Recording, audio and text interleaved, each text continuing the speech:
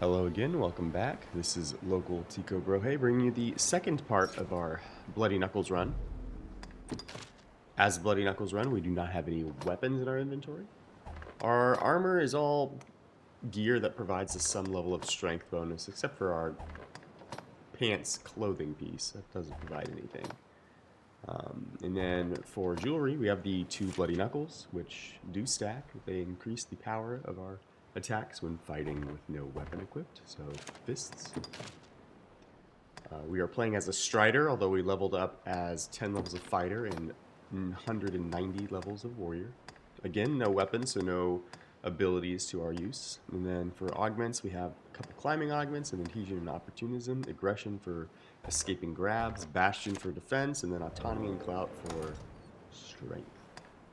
We also have some tools in our inventory. We have Conqueror's Periapt, which we are exclusively allowed to use during Fire Drakes and Daimon Phase 2, and then Coin Purses of Charity, which we are only allowed to use when fighting things immune to physical damage, such as ghosts or the second phase of Living Armor. Resuming our run, we start off, as always, in the Rotwood Depository.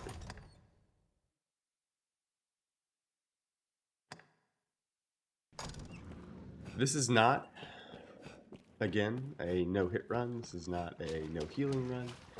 The curatives that you saw in our inventory are ones we had picked up in our previous journey. At the start of our run, we were not allowed to bring any curatives in with us. All of those curatives that you saw are the result of us finding them throughout our travel in Bitterblack Isle. We were full health when we entered this room. Very clearly we are not anymore, as we got spat on by the Saurian Sage.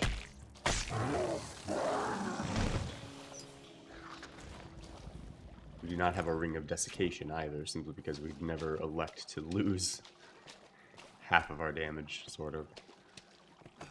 There we didn't get the Elder Ogre to spawn. We have the Saurian configuration, which means we're going to have goblins in here, so I'm probably going to either sprint right to that ladder and climb up, or I'm going to beat stuff up down low. Looks like I'm going to beat stuff up down low first. As a yellow location, we have access to double jump, even without daggers equipped. We also have access to dodge roll, as you saw earlier, without daggers equipped, which is of great benefit. Freezing is a bit annoying considering we hadn't been hit. But okay. As I stated when we were going over our loadout, we are playing as a Strider. That is for two main bonuses. One, as a yellow vocation, even if you don't have daggers physically equipped, so long as you don't have anything equipped, you can still access forward roll, which is free iframes. We're going to use that to avoid damage. Obviously, we also have the double jump, but that is less concerning because we don't necessarily need it for the run. The other main advantage of being a Strider is Strider gets innate climbing bonuses. When they are climbing enemies, they get the climbing movement speed that you get when you're wearing the Gloves of Might. So increased speed. On top of that, you get additional strength when climbing as a Strider as well. Well, I don't know if it's additional strength or they just get a damage modifier, but it equals about 60%, somewhere around there, if I remember correctly. Increase in strength or damage, whichever, when you are climbing. And we are going to leverage that a lot on the tougher enemies, along with the Opportunism augment. Here, we're backtracking a bit. I want to see if I can get the Elder Ogre to spawn. The Elder Ogre can technically spawn right here. It can, which it's very rare for it to do so. I haven't had it do that in quite a while, actually, but I have had it happen enough times for sure to be memorable. Here, I'm sure I'm replying to something to chat.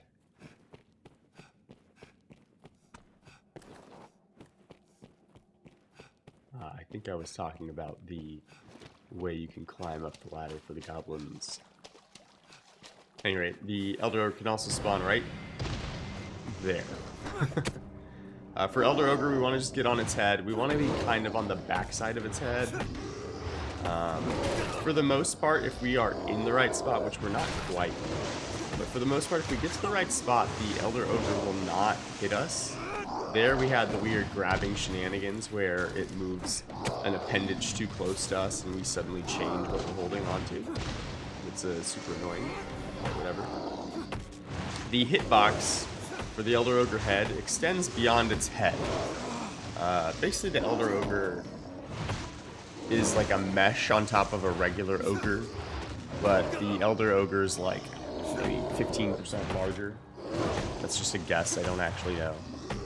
And because of that, the fact that it's a mesh, it kind of keeps the head's hitbox where the original Elder Ogre's, the original Ogre's hitbox was. So you kind of get to hit the Elder Ogre anywhere on its head and then a little bit on its back. You could probably hit it a little bit on its chest, but you'd have to get like under the chin to do it, and it'd be like you'd get grabbed and slapped off instantly. But anyway, once you're in the right spot here, which we've been for a while, you can basically avoid taking any damage from this guy. However, if he starts, if you see how he's doing that swing attack, if he walks into a wall and we are part of the wall, like we're inside the wall when he swings, that's when the hitboxes become funky, I'll say.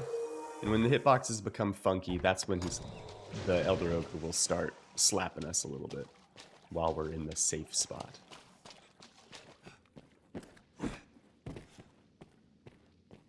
But so long as it keeps spinning in place like it was, we're pretty happy. Okay, with them dead, we actually have probably the more hectic part of this room, on any configuration, and it's the Goblin Shamans plus the Saurian Sages. The Elder Ogre's dead, so we can just sprint in. We actually do pretty good damage to the Goblins with our Bloody Knuckle. So it's less hectic for sure, because they don't have to worry about as many casts. But on a run where we don't have great physical damage to deal with these guys, they can become pretty nasty, that room. I didn't even see that Saurian like attack coming at us. Like I saw the Saurian, but I didn't realize it was mounting an attack until it would have been too late for me to react now. So I'm happy I noticed it the first time. Again, we do not have the Ring of Desiccation on. Taking off one of our Bloody Knuckles just neuters too much of our damage. On our test runs we had the Ring of Desiccation in there, we had the Barbed Nails in there, and just ultimately neither one of them became a valuable addition.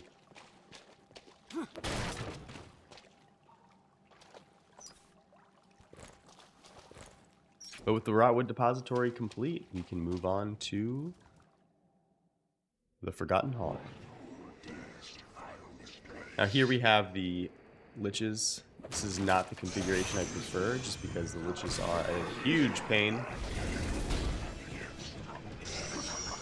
In addition to having Liches, though, we're going to have Corrupted Sorcerers, and there's going to be Hellhounds. It looks like I go to take on the Hellhounds first, because I know I can actually hit them. And the frustration with the Hellhounds not being taken care of is that it's very difficult to... It's very difficult to be able to hit the Liches without aggroing the Hellhounds at some point. So it's kind of just, might as well just focus on the Hellhounds first. Wow.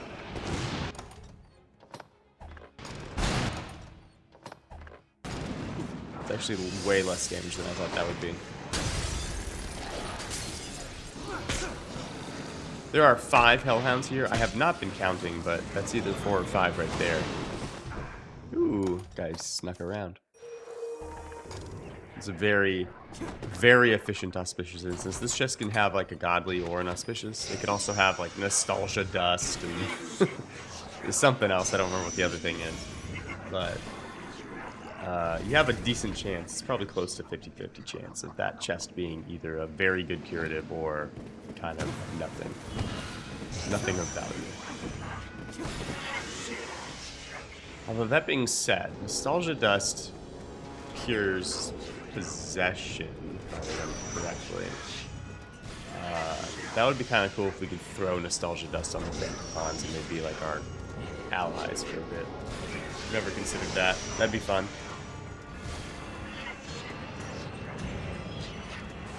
But then it would have to be a tool and not a curative.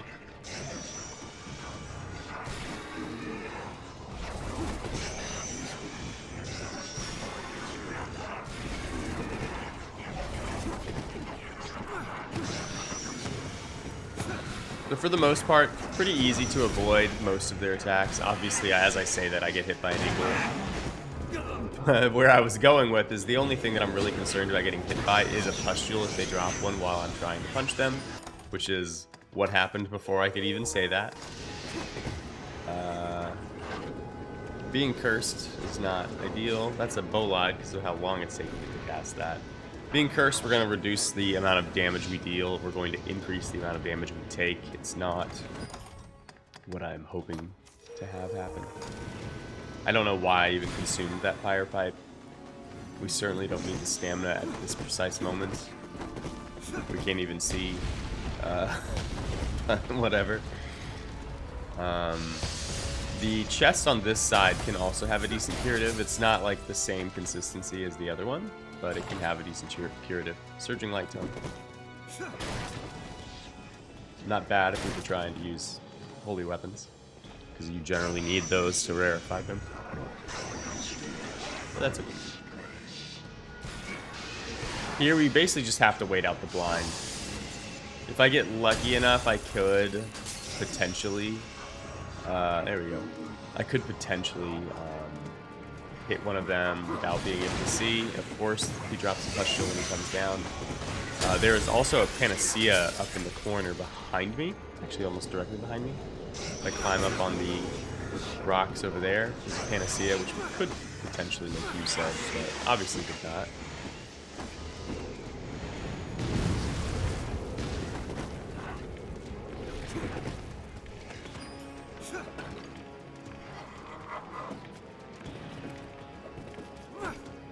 Missed opportunity, for sure.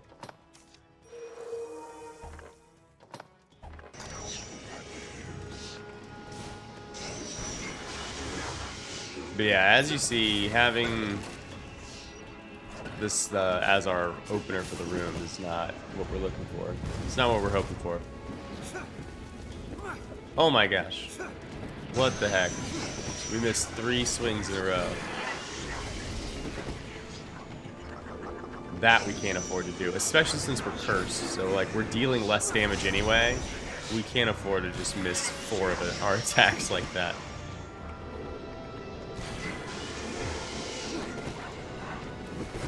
Not when we don't even have like half of their health bars gone. I think one of them's about half. The other one's very clearly missing only a quarter. Okay. Okay. Okay.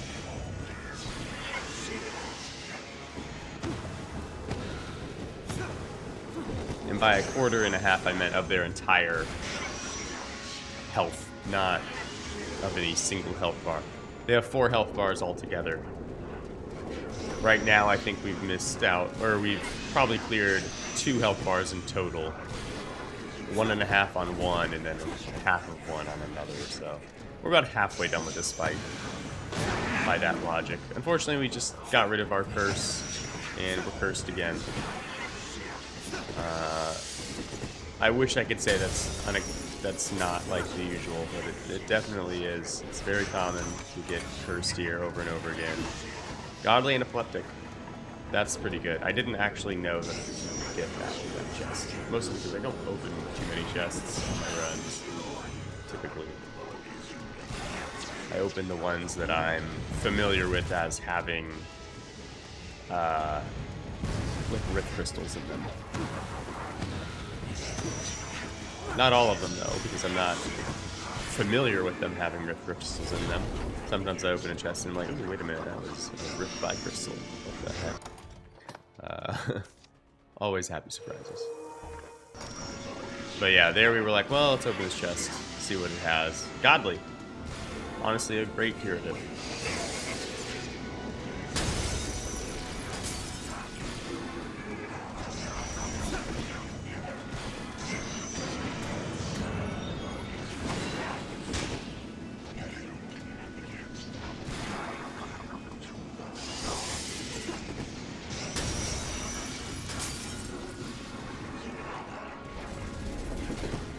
There's not much we can do here other than wait for one of them to get low enough for us to put the wall up on them.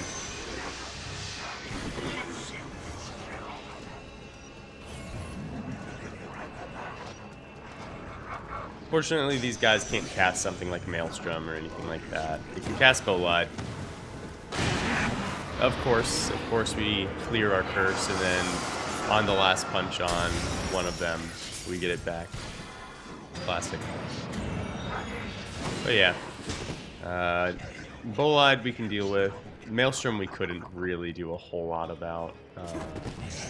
That's not entirely true. We could, but it's a lot more annoying to deal with than anything these guys can cast. So we're okay with the abilities they can use. It's just the Curse Pustule is really the thing that's a pretty good counter to us being a punchy boy.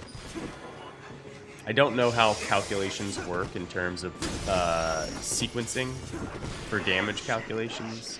In terms of, like, do the Bloody Knuckles kick in first or last? I'm assuming last. Do the enemy debuffs kick in last? For example, is my damage being calculated with my Augments and then Bloody Knuckles, and then like if I was climbing, would I get those bonuses?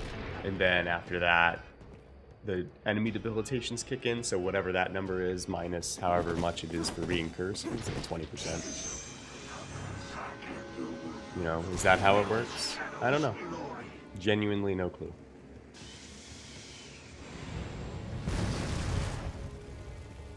While I would love to know the answers to these things, the main reason I haven't taken the time to try and figure it out or look it up is because it's honestly not going to make any difference in how I approach these, the way I change gameplay. The reason having those answers becomes valuable is that you can make decisions with them. The fact of the matter is regardless of how I understand they work or don't understand how they work, it's not going to change the gameplay in any way, shape, or form. I still only have one path ahead of me, and it's punch the shit out of this guy. So, that's what we're gonna do.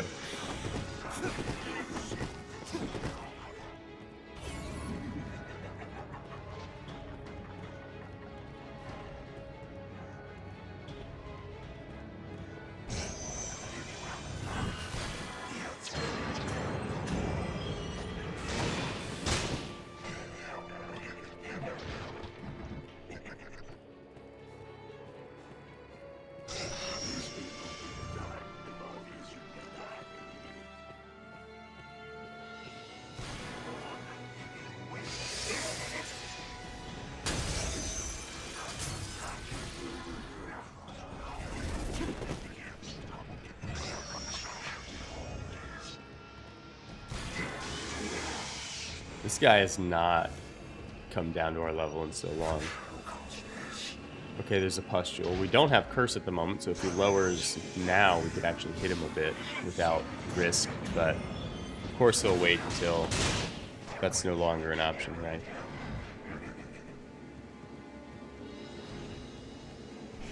Should be able to get a couple hits before getting cursed, at least.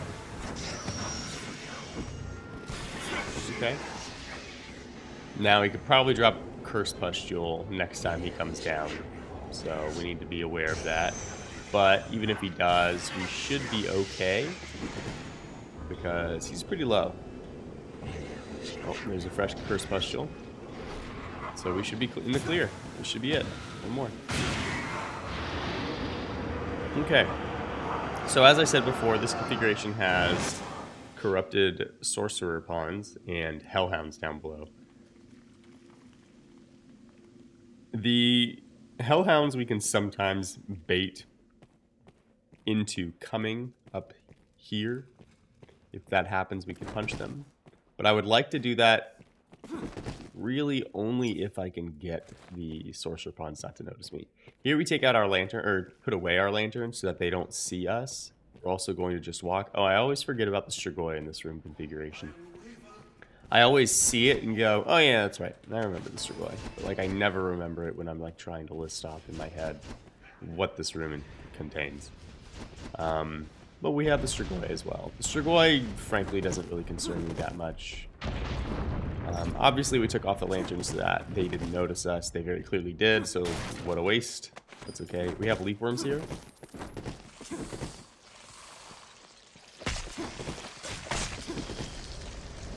I don't really wish to be debilitated, but I think it's unlikely that we avoid it. So if I get debilitated, it's not the end of the world. We managed to avoid it. Very nice. That's a Maelstrom we can hear already, so we know that they're already casting stuff I do not want. But yeah, there's going to be... I don't actually know how many Hellhounds are out here. Maybe like another 4 or 5. But generally what I try and do is deal with the Hellhounds first, like this, because I can fight these guys this way, because they chase me.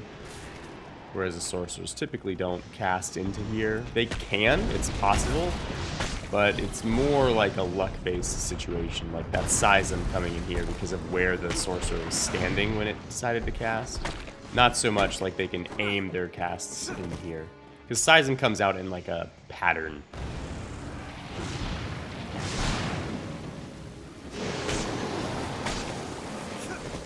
The only people who can aim, the only person that I'm aware of that can actually aim Seism to come out in a specific spot is Daimon. Daimon will aim Seism's first cast on top of you. If he manages to aim it at you successfully, which sometimes he doesn't. If you just run away too far, you'll cast Seism and still be around him. But the first one's usually going to be around you, but then after that it still follows the preset pattern that Seism is in, based off of the direction the caster is facing. Which makes dodging it something you can consistently do. Ooh. I want to say that's actually right in the corner outside of that, but it looked like he opened up a Seism like right in the doorway for us. That was kind of scary.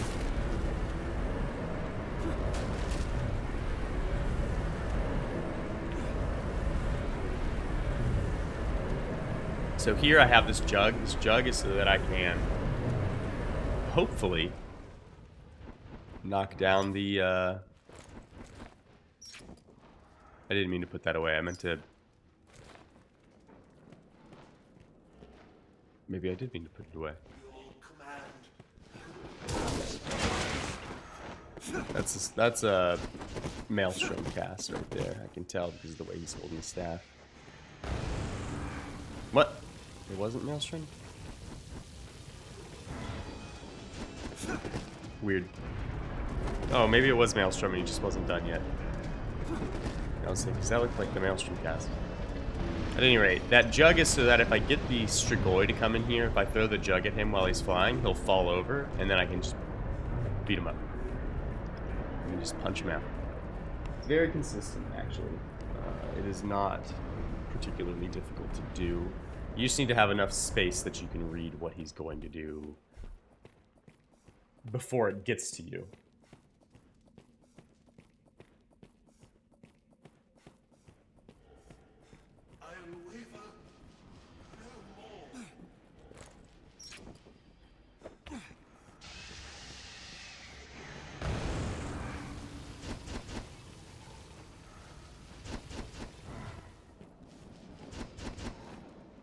The Strigoi itself doesn't actually concern me. What scares me about the Strigoi and why I'm trying to deal with him now is if I go outside this area to try and deal with those Sorcerer Pawns and the Strigoi like knocks me down or grabs me, I am almost certainly going to get sucked into the Maelstrom. Or I can get caught in Seism because I again, I'm knocked down, or he grabs me and I'm stationary for too long. Any of those circumstances are likely to lead to my death. We've already been in this run for about 3 hours at this point. The first video, I want to say, is like an hour and a half, right? So, it's a pretty long, you know, it's been, I'm going to go with at least 3 hours, so I don't really wish to reset, right, at this point. So we're hoping we can make something work. I should have just set it down instead of throwing it. That was kind of a mistake on my part. But at least we have some more jugs right there, so it's not a big problem. I should not jump on that railing because I can get sucked down by the maelstrom if I stay on that balcony. Or if I jump on the railing. That's why you don't do that.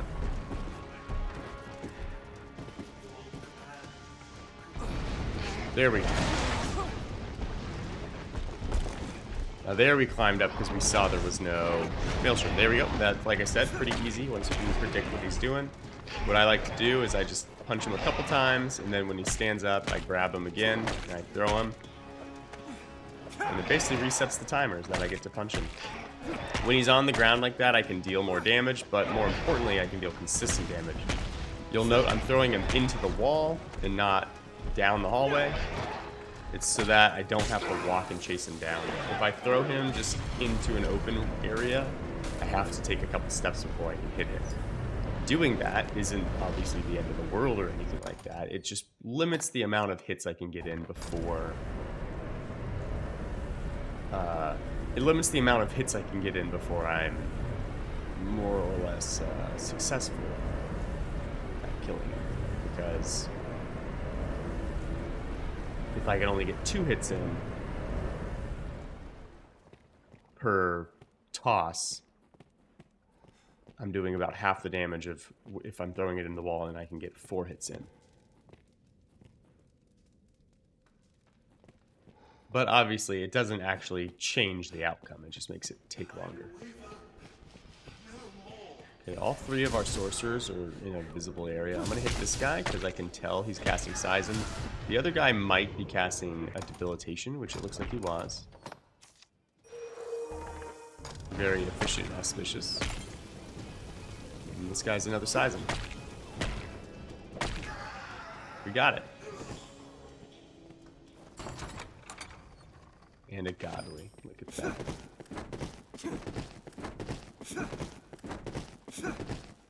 Let there be light. You saw that it was good.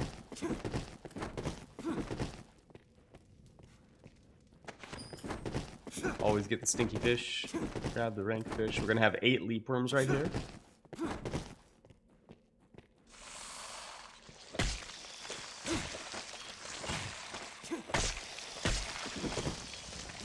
I don't care too much now if I get debilitated because I'm not fighting anything that does damage to me very much for a moment here.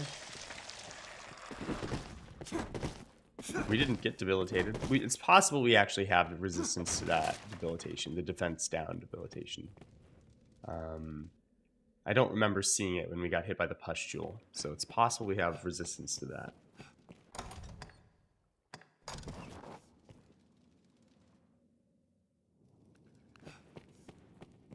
Now, I'm not entirely certain what we're coming in here for. We have the same number of coin purses of charity as normal, as well as Periapts. Usually I just talk to Barrick if I need those replenished, but I don't.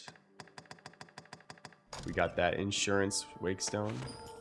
Okay, we're gonna grab the 3 coin purses of charity, so we have 23 now instead of just 20. As long as it doesn't push me into the very heavy area, I'm okay.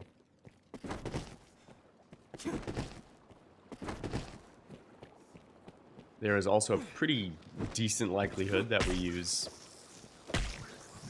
some extra at some point. There's a possibility we have 2 living armor in this room, which requires a minimum of 6 We need 6 successful hits on living armor to kill one once it enters its second phase. We don't have them, which is nice because I don't wish to have to restock. But yeah, there's up to 6.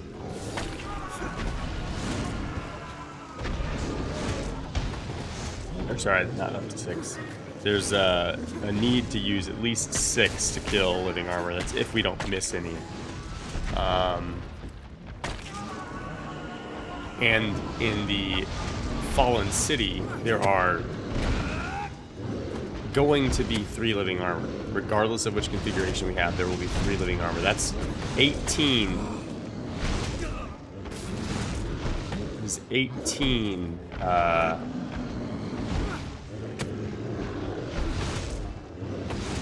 Pointers to charity necessary in order to just complete the last room before Daimon.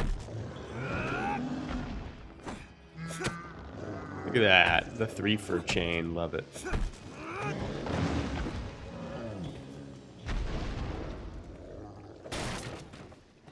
But yeah, with 18 required, having an inventory of just 20 means we can't miss more than 2.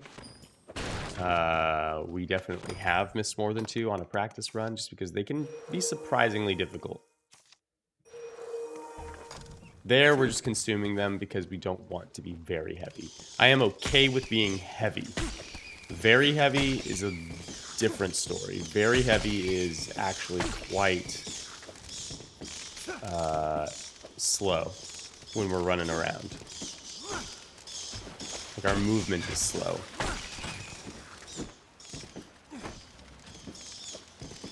These bats are giving me a run for my money here.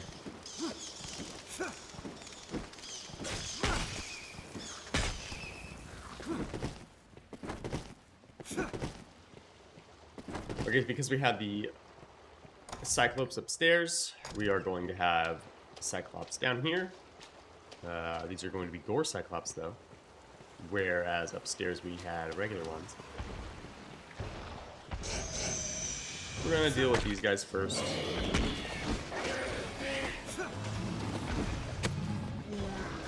One thing that's a little frustrating about climbing these guys is if they pick up a rock, even if they're like on their head or something, it's very easy for them to just like knock you with the rock.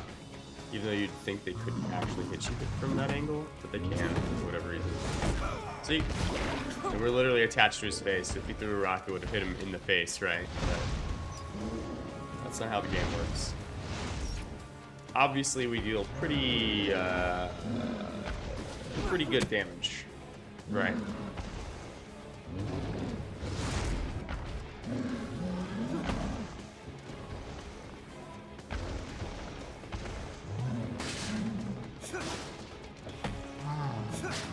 And that damage is the result of being Strider with the climbing bonus, as well as having Opportunism. So while we're climbing, we actually deal pretty good damage against most enemies. Daimon Phase 2 is pretty bad, which is why we have Periapts, and then Fire Drakes is also similarly awful, which again, why we have brought Periapts. But it's not, it's not the end of the world. We just have to play around our limitations. But here, obviously, we deal pretty good damage. That's a grab. We have the Egression Augments specifically for moments like this. Also, if you guys hear my dog whining, I'm not sure what his deal is. It's just, he's a whiny boy. When they're not fighting, he's sad. That's it. He's just a sad guy. What's funny is he doesn't like being, like, pet or cuddled or anything like that. So, like, when he's, like, sad like this, we genuinely have no idea what he wants. He doesn't want us. So, I don't know. But he's just a sad boy.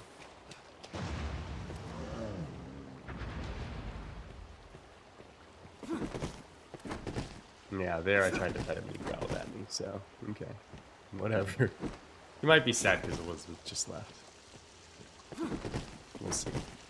At any rate, that is the Bloodless Stockades. We're going to let our stamina rebuild, because we do want to have our stamina back. Having our stamina back is pretty crucial for the next room. The next room is going to be our double dragon fight. The dragons I would prefer would be double frost. Double frost is quite frustrating and annoying. But despite being frustrating and annoying, having to use the Periapts on fire drakes is more annoying, because if I do have to use the Periapts, I have to backtrack to the Bloodless Stockade so we can go into the Arisen's Refuge to talk to Barrack again so I can get out fresh Periapts. I really don't want that. I don't want to have to do that. So I would prefer double frost. We actually deal decent damage to them as well, but we'll have to see what we get.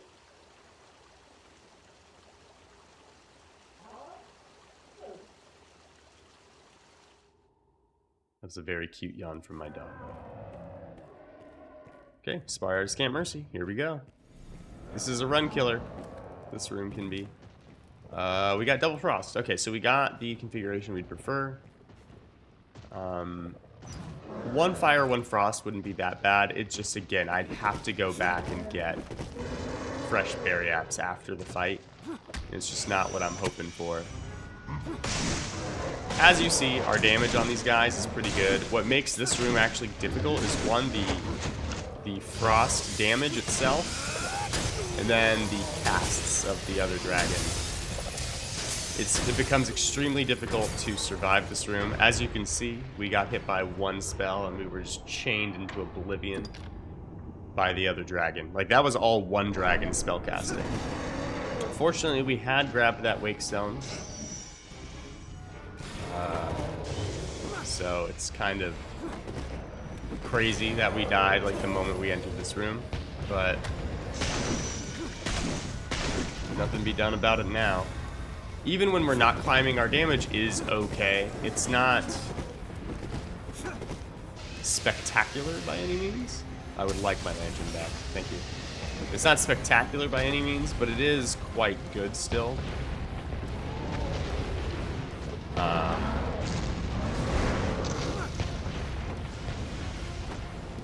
I'm going to open these chests now. One of them can have a Wake Stone.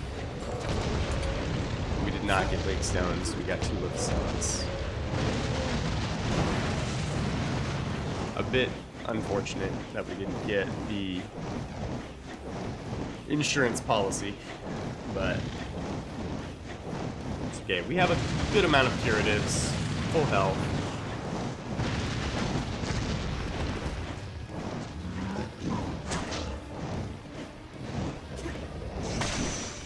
I don't want to climb right now because I don't want the other one to breathe on me while I'm climbing. That's not quite exactly what happened last time, but it's close enough to what happened last time that we don't want a repeat of me getting chained into oblivion, because I get knocked off and then frozen and then cast it on, things like that.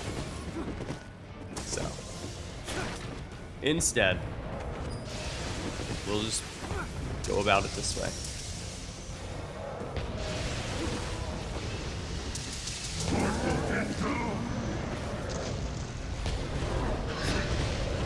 So ideally, obviously, we want to climb onto this, the dragons. I mean, obviously, it's also quite tricky.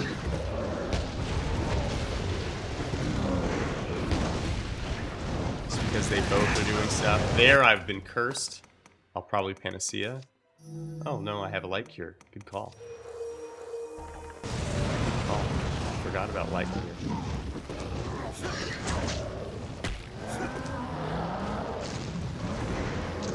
I love jumping over the tail. You can dodge roll through the tail, but jumping over it's just like way more style points.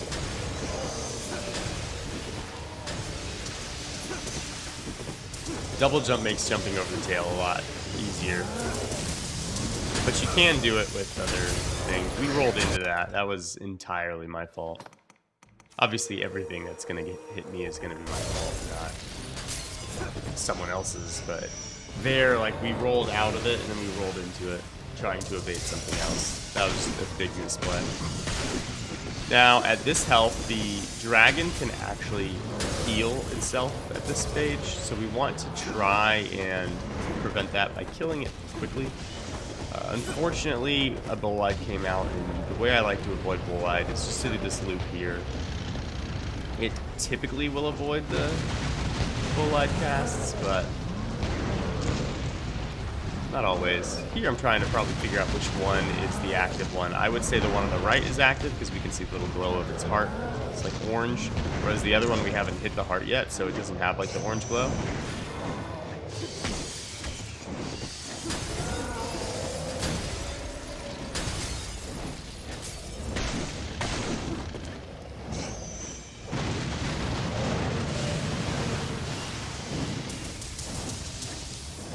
We might grab here. Yep, nice. I would say if we grab here, since it's walking back, we should be able to get a good number of hits off. That was a little bit of a case of being absolutely robbed. Hopefully he doesn't heal right here. Say, but we were very close to the end. Alright. There I used a heavy attack after getting the last hit in because I wanted to drop him. If you use the grab button, like, it does have a bit of a delay. Heavy attack generally will actually just activate though the moment your other attack is done. Grab, like, sometimes you have to spam it a little bit and then it's slower.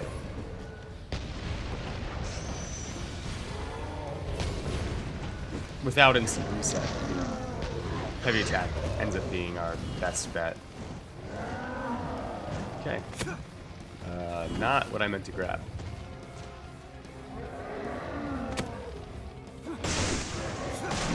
Now that we only have one Frostworm, this should become quite easy. We just need to avoid the shakes if we can, which we just got hit by one. The reason we want to avoid the shakes is because it's a lot of stamina loss. Like, we lost a good third of our stamina to that. The only other abilities we want to avoid are spellcasts, obviously. Somehow we grabbed the arm instead of the chest again. I'm okay with execute. I'll probably wait until that cast is done. Yeah, we're gonna wait out this as well. Hopefully it doesn't heal, but you've just seen how much damage we can deal when we don't have to contend with two of them. Healing's not gonna really change the outcome of this fight. That being said, that might. Very annoying. Oh well. It did get that Bolide cast off. That's why we're trying to get the heck out of here. And that's it for that one. We just have Fallen City left. I do not see a living armor down there. That tells me right off the bat that, or sorry, not a living armor. I don't see an eliminator down there. That tells me right off the bat we have the living armor configuration. I can already hear Death's music, so Death has spawned, which is unusual. Death doesn't typically spawn the moment we enter this room.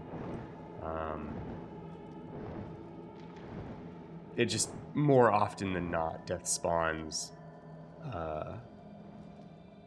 later after we've killed some things. It's not a huge deal. We can lure Death towards us. It's not the worst thing. It's not like the most difficult thing, I mean. But it's not what I'm hoping for either. I'm gonna take off my lantern here just because Death can spot us a lot easier if I have our lantern lit. Woo! Feisty. So whenever I want to actually fight Death, we'll put the lantern back on and get him to come to us. Here I'm gonna use a strategy I like to use when I feel I am not in a vocation that has a good advantage against living armor. Because living armor can hit for so much damage, I like to get them into this loop where they hop up here and hop down, because it prevents them from attacking me as often. Because when they jump, they are stationary for a little bit, I can hit them. Because I have to use my punches or tools to deal damage in phase 2, getting them stuck in this loop where he's jumping and not trying to actively hit me as often is a massive boon. Even if we do actually decent damage with our fists, it's still tricky to get in there, hit them, and get out without getting hit. So now here, he should step up there. Oh no, he didn't make it. Here, now we need to use our coin purse as a charity. The coin purse of charity is a little bit awkward here because the way it is thrown can make it so that we miss more often. Excuse me, we miss more often than we'd like.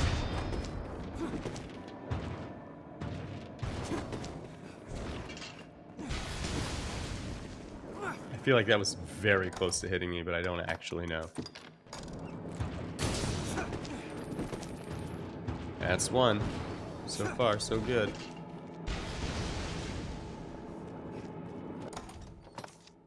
The Coin Purse Charity actually has a decent sized splash damage, but it is, again, quite possible to just whiff or hit like the shield, things like that. So we're going to be somewhat selective when we throw. Obviously, we haven't had to be too selective yet because we've thrown at every opportunity, but it does become a little bit tedious at times. You'll see I'm getting like right up into the shoulder blades when I throw it because I don't want to miss. Because again, we have 23 because we picked up 3 extra, but we need a minimum of 18 to kill the 3 living armor in here because it's we have to land 6 hits for each one. I was surprisingly close to hitting me.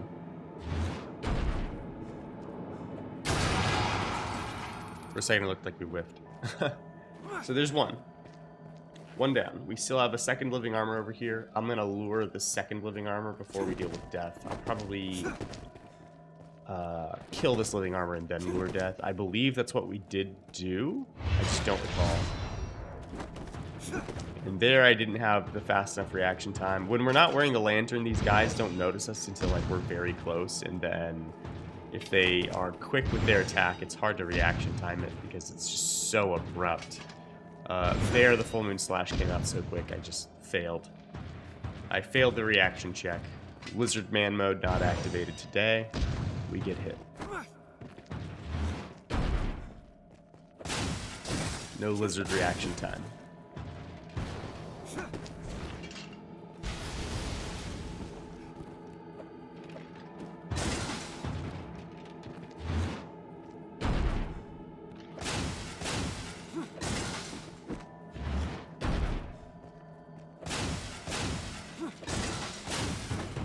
Nice.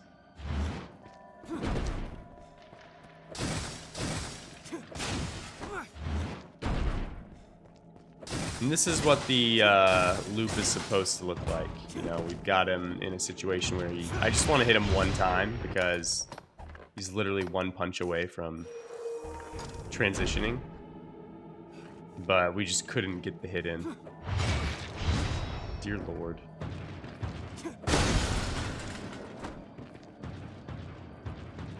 That's not what we were hoping for, but not a whole lot we can do about it, right? We've been hit.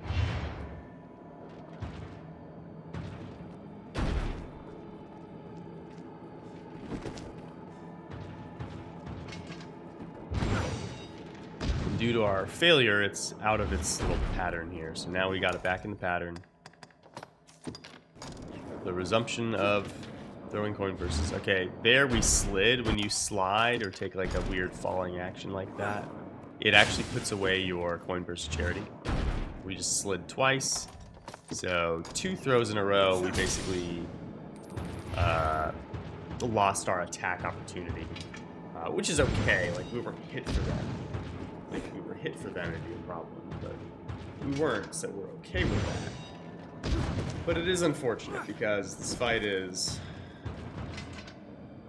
It's not the worst thing, but it is nerve-wracking enough. There, he's doing, because he's doing the thrust attack followed by the shield bump, shield slam, shoulder charge thing. He kind of just slides up and down the rock without a care in the world. We don't, that's like the one attack we don't wish for him to do, because when he does that attack, we just don't get our window of opportunity for him jumping up. Because he can just take the vertical terrain for some reason in stride. But that's okay, it only just delays things, it doesn't like cause a big problem. So we don't mind that much.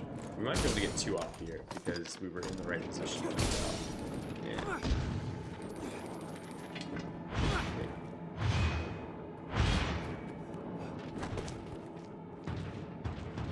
Just one more hit. I despise that attack.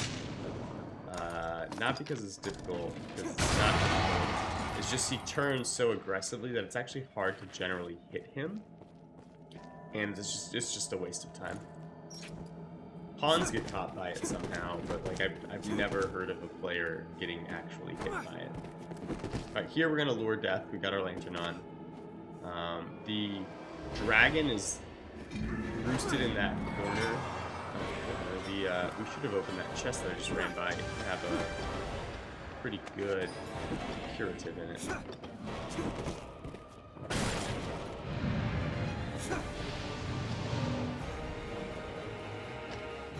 But yeah, the dragon's in the courtyard on the other side of that building, or behind us now, where death is, behind death. So we're pretty safe to engage death without getting the dragon's attention for now. After a bit is when that changes, but you know. I don't know what I'm attempting here.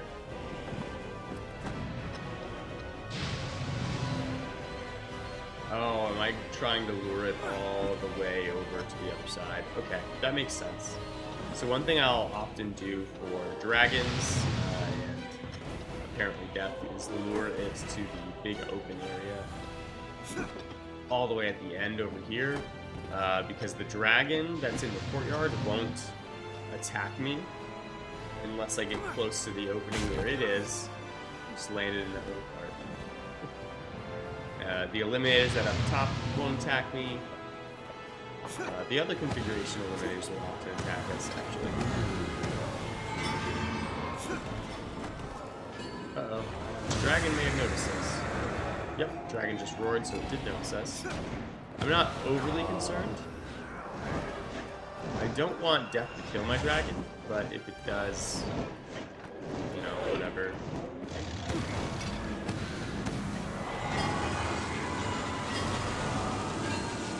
We don't have sleep resistance. We don't want to get hit by the stagger of the wind, the breath. That'll probably launch us. We'll take fall damage if we don't get launched off the cliff itself. So we're gonna avoid both of those. But we'll focus on death first, because death is... I guess I would say more troubling, in the sense of if he hits me, I die. So I can't be distracted by the dragon during him, so we'll just focus on death. And then the dragon is also a bit more finessed, I guess, in terms of how we deal with him. We have to like climb on his back and knock him down and then hit him apart. So death we can just run out and punch him, run back in, punch him. He'll fly back into the air, so I'm not worried about the dragon. I don't remember, we don't have stability augment actually, I'm pretty sure, so the dragon landing like that actually could mess us up. If Death's like swinging its scythe or using its lantern attack, it staggers us, preventing us from running away. We could get caught because the dragon does that, but it would be a matter of bad luck. so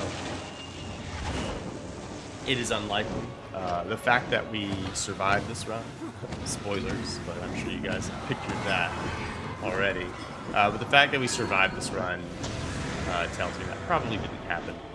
I don't actually remember though.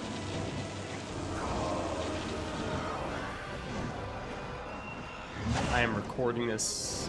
We completed that run. This run specifically, I mean, like maybe 2-3 weeks ago. So it's been a little bit. We've done some other runs since then.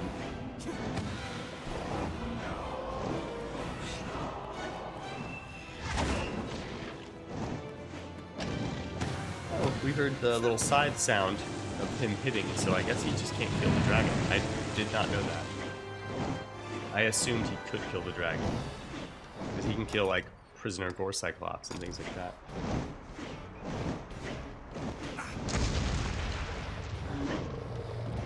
Kind of annoying that he landed there. I need him to breathe so I can climb on him. The only way I deal damage to him is if I punch him in the heart, really.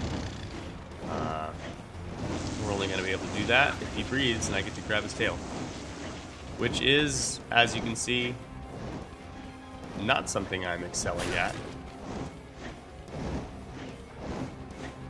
I often struggle to grab the tail of these guys.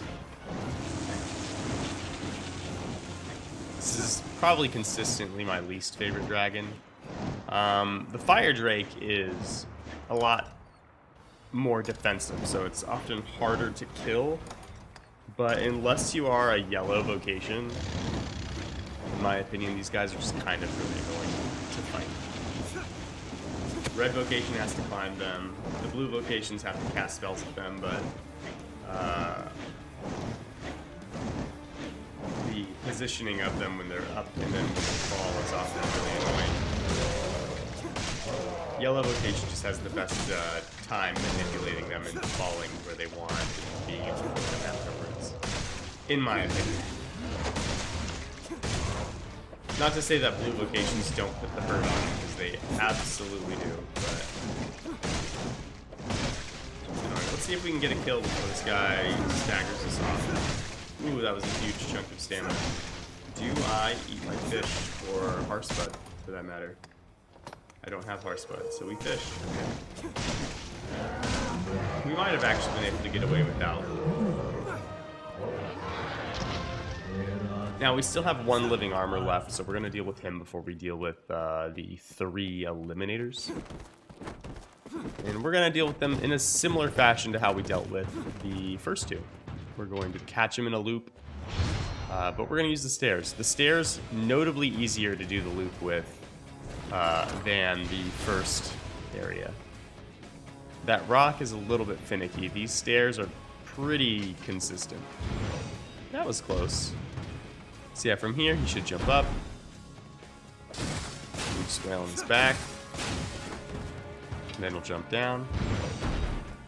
Or he'll attack and fall down, one of the 2. A little close.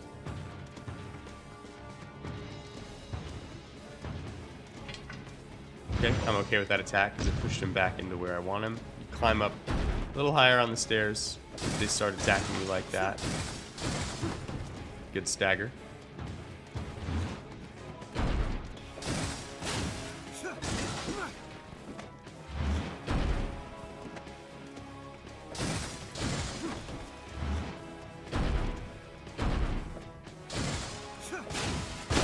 Here we go.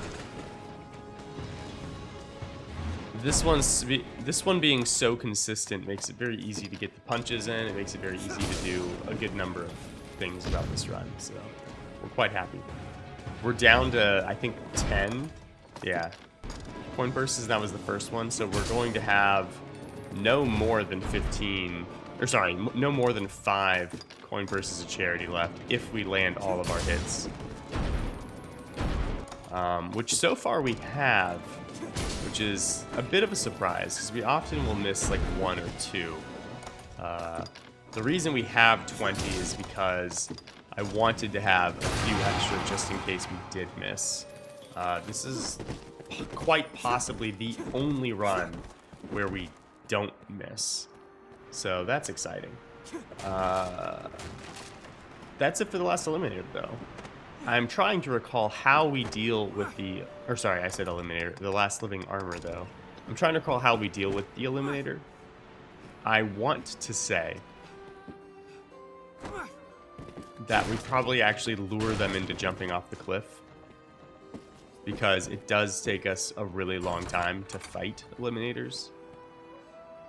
If you guys recall our fights with them in the Vault of Defiled Truth, it took a bit of time to kill those 2 Eliminators. So what we'll likely do is lure them all the way back to, not the entrance, but close to it, the other cliffside. That does 2 things. 1, it gives us a cliff that's really easy to lure them off of, and 2, it often will separate them so I don't have to deal with all of the Eliminators at the same time. Eliminators in and of themselves are not awful, but like once you start stacking more than 1 on top of each other, they can get a little bit chaotic. I don't want that because I can still die. I probably won't get killed by a hammer, for that matter, because they... Ooh, not bad. I probably won't get killed by like a big slam down with the hammer, because if they knock me down, I still have Aggression Augment, which counts.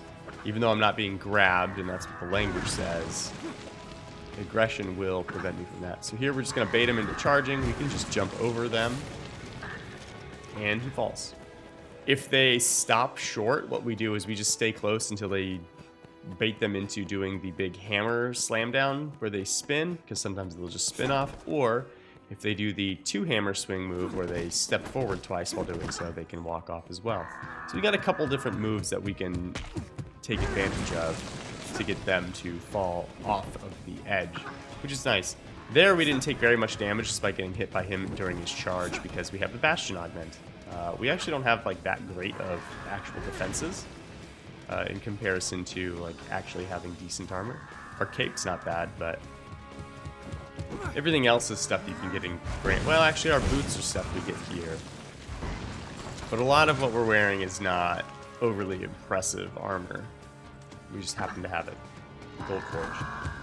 So that was a little too short. So what we're going to do is we're going to stand here, see what he does. He takes a big step here. He shouldn't fall though.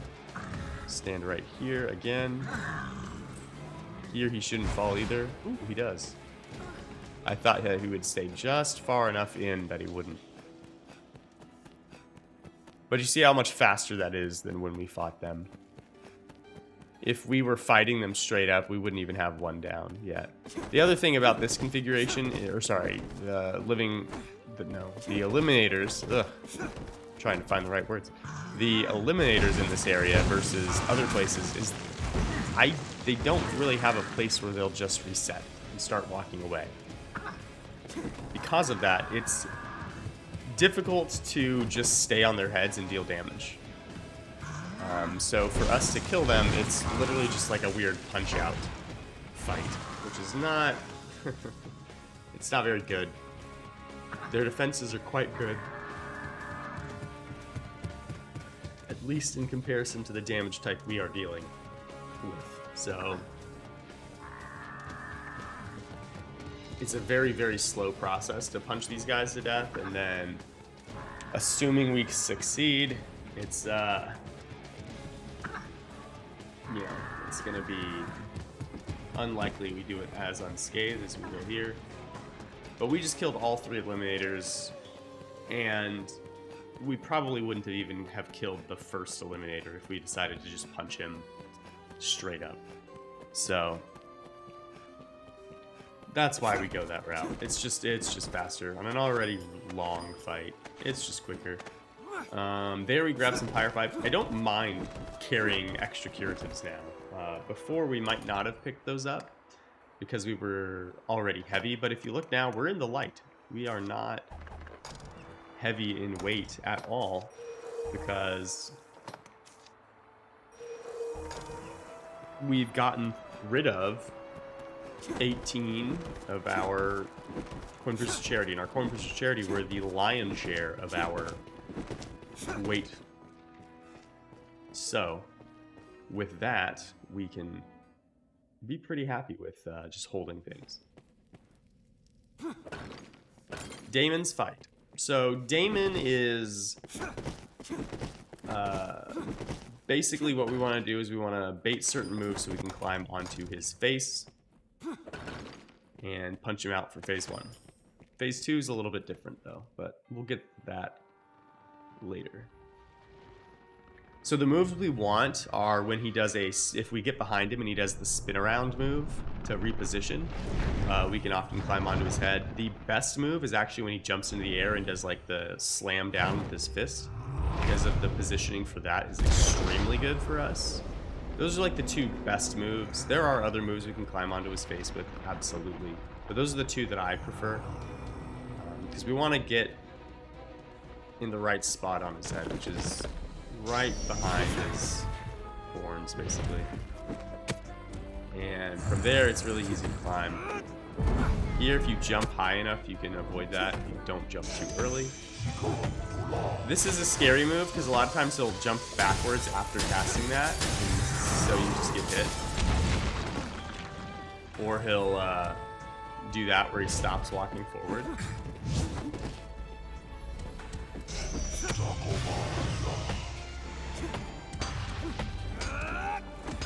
Okay, he's missing 3 health bars, so we know he's going to Soul Vortex. At 2.5 health bars missing is when he can Soul Vortex. At 3 is when he will. He'll either do like one, if you're really wailing on him, he might do like one big attack first and then Soul Vortex wherever he ends up from that attack. But if you're not doing like crazy damage to him, he'll just walk towards the center and Soul Vortex, which means you can get past the health bars. But generally, you're not going to get past like 4 before he Soul Vortexes, unless you're doing like absolute bomb damage. At which point, it's only because you're managed to deal significantly more than a health bar in the second before he decides that he's no longer going to walk to the center to it. Obviously, we can't stagger him. Our stagger damage is terrible. We don't have a weapon equipped. That's gonna hit you. Yeah.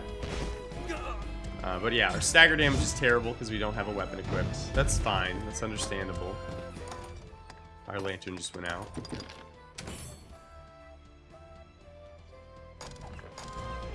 But we were willing to tank the shot of the explosion after his defensive girl because we knew that he could slap us up pretty good. There we were staying back because once he gets under like 2.5 health bars remaining, is when he'll like, you can hold Soul Vortex again. And then at like, I want to say 2. It's either at 3 and then heading towards 2.5, or it's at 2.5 heading towards 2. I want to say it's the latter though, is when we know he'll Soul Vortex, which is why I didn't get close to him. I stayed back there.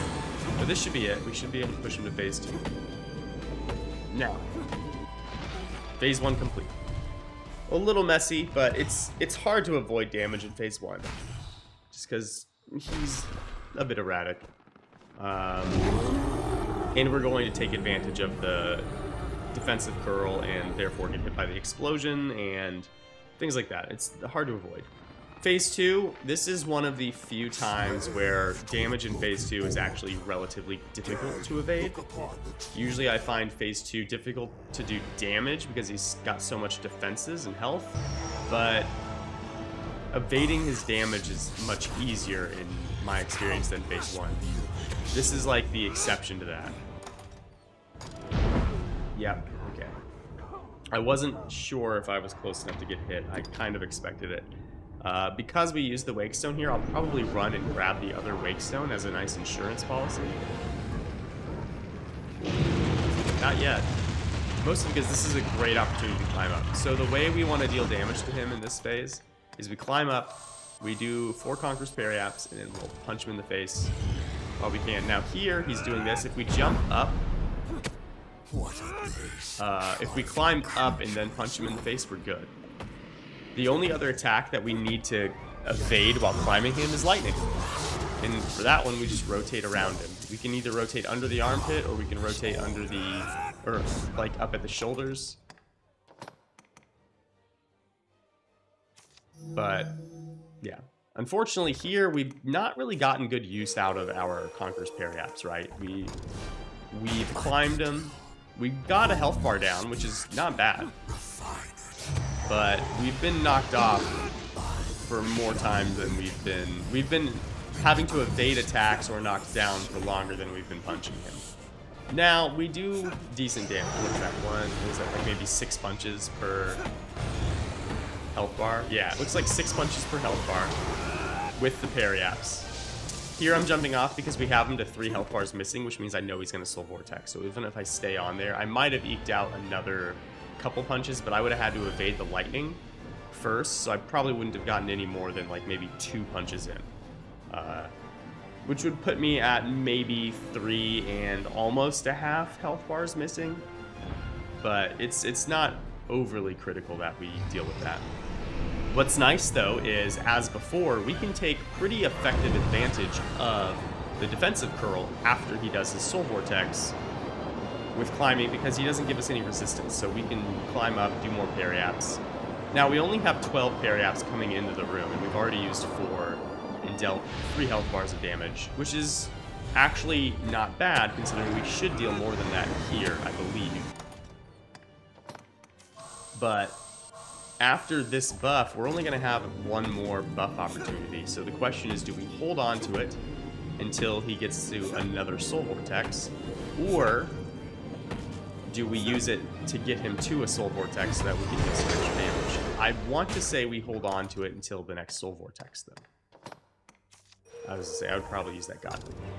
I'll probably also go get the Wake Stone for the insurance policy.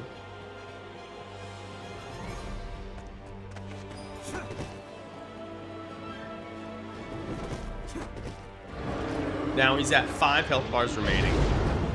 If we shave off a couple health bars, and we still have a bit of a buff. Jump, jump. Yeah, I didn't think so. That was kind of unfortunate in that he did it as we were low on his body. There's like actively nothing we can do about him using that move when he does it when we're that low on his body.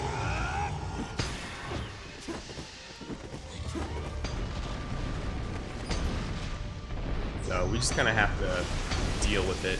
And now that he's below the threshold to allow him to use grand magics like that, we're at the situation where he can cast Bolide and Size him. Bolide doesn't really bother us while we're climbing him. Bolide's not going to hit unless we're extremely unlucky. That was extremely unlucky. Size him, however, get the first rock explosion will come out right on top of us, wherever we are. I actually typically would want to be slightly higher than this, but it's not bad. Alright, we can rotate around like this. And now we want to climb up, jump, double jump, grab again, finish rotating around. And that's how you evade both of those attacks. Unfortunately, as I said before, you kind of don't get to deal a whole lot of damage in this phase because you have to evade so much, and it's kind of tricky to evade.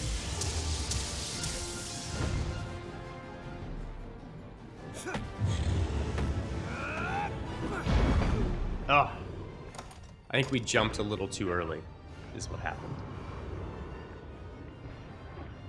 Okay, it's Bolide. My concern was that that would be Ingle, and I would have to dodge it, but I was kind of in a weird spot. Ooh.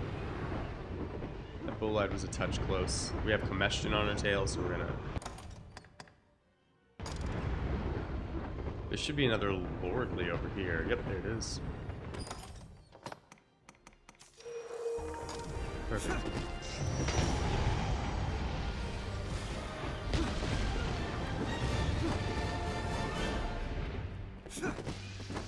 There should be a Godly behind this throne as well. Okay. So we're in an okay spot. We can survive this. The trick here is we have to deal enough damage to... Woo, golly. I don't think I meant to use that Panacea. I meant to use... I thought it was a Lordly Tonic. So they have, like, the same icon.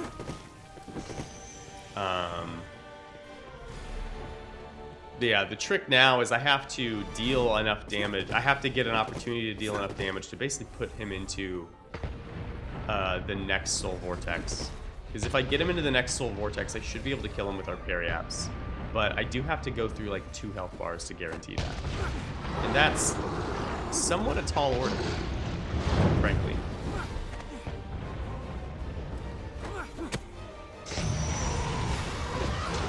Okay, debilitations, they stay on the ground, so we're not concerned about that too much. We actually hadn't hit him in so long, we couldn't see his health bar on the screen. The arms I jump over, sometimes they just miss you if you're holding on to him, other times they'll hit you. I don't know the best way to guarantee evasion. I don't know the best way to guarantee that we are in the right spots, that he doesn't do anything to us, other than just jumping it. So I jump it.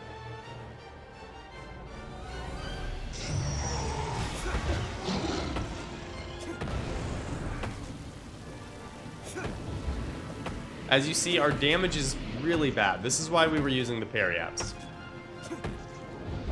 If I was to do the entire fight this way, it would take absolutely forever.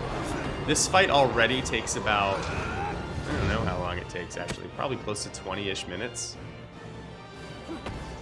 Hell, it might be longer than that. It might be like 30 minutes to do this entire fight, phase 1 and 2. And that's with using 12 Periapts, right? So that's why we chose Periapts. Do I think it's possible to do it without? Absolutely. It would just take so long on an already long run. If I was to do it without Periapts, I would probably elect to... If I was to do it without Periapts, I would probably elect to skip rooms like the Ward of Regret, Midnight Helix, and the Pilgrim's Gauntlet. The rooms that are not part of the critical path, meaning the rooms you have to go through to get to the end. Those are just the ones that we have to go through to get to. There I jumped off of him because I wanted to be on the backside just in case he does Ingle, because if I'm on his face and he does Ingle, he can just hit me with it. And that would probably not kill me outright, but it would... Well, it might actually. We don't have very good magic defense. But if it didn't kill me outright, it would do a considerable amount of damage and catch me on fire. Neither circumstance I want, obviously.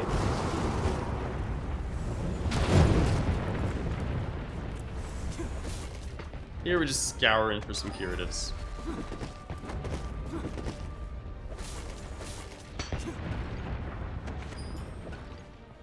We still have a decent amount of health to go through before we expect him to Soul Vortex, so...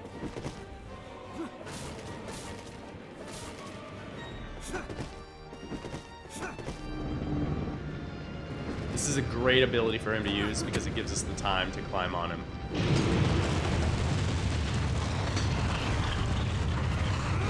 Unfortunately, we got like caught on his tail, which that's like a first. We're also unfortunately going to get hit by lightning because we got caught on his arm and not his shoulder. I am not good at climbing. I have said this many times in all of our videos. That was a great example as to why I don't find climbing to be my strength, and why I often don't resort to it.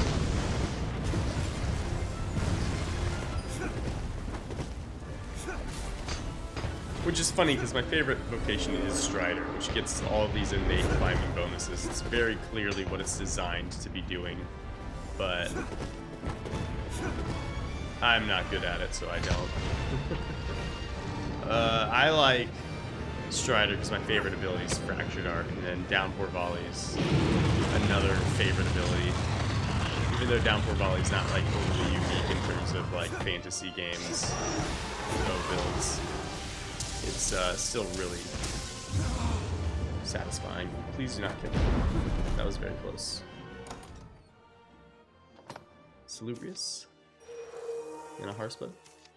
Yeah. There we go. So that, if we had been climbing him, that explosion would just show up halfway up his body instead of on the ground. Double size him back to back. So had I known he was casting it a second time, I would have jumped into the air. If you are airborne when he finishes the cast of Size him, you don't get staggered like that.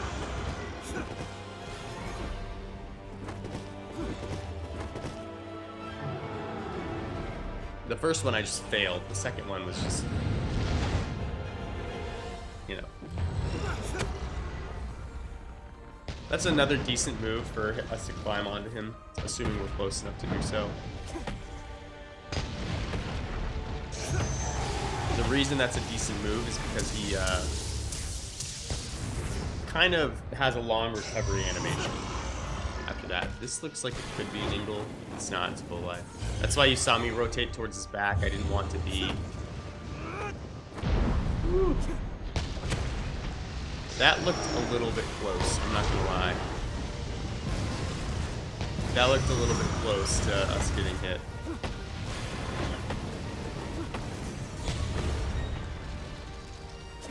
Alright, we're about to be in the sub 3 health bars range. There we go. We're getting close to a Soul Vortex. Not quite there yet, though.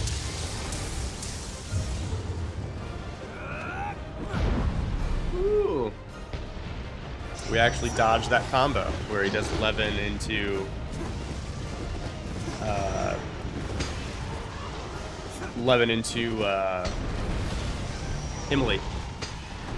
That's a tricky combo to evade because you're in a bad spot to dodge the second one after the first one.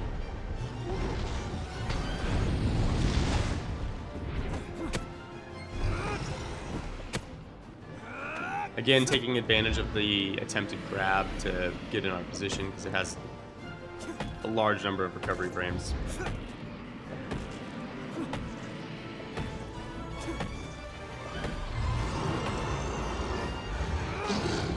Jumping the arms. Fortunately, he hasn't done the arm swipes that much this fight. He's elected for a lot of other things more so. Alright, he's below 2.5 health bars, so it's possible for him to Soul Vortex again, I think. I always kind of misremember how it works at the lower health point, because the lower health point one is harder to really gauge, because generally your damage is somewhat smooth-ish,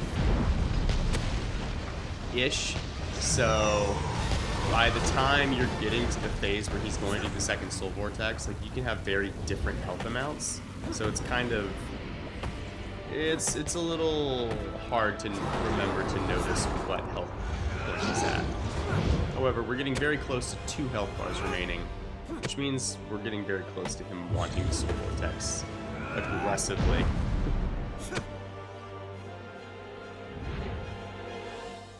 There you go.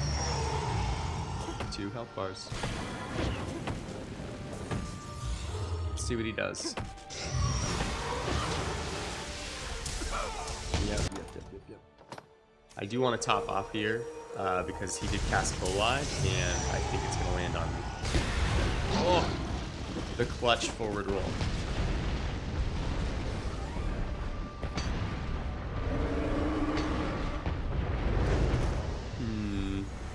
I'm surprised he hasn't made an attempt to Soul Vortex yet. Considering he's under 2 health bars. But again, he's not required to do it. Not like he is at 3 health bars missing.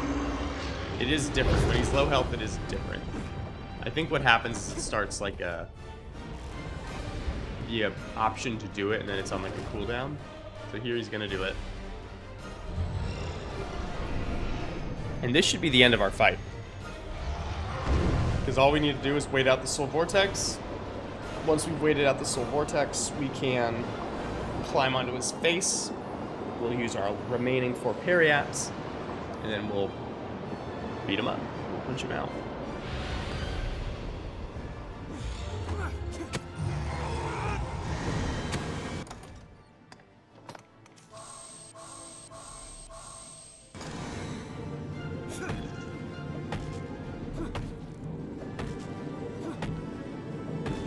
that should do it right there.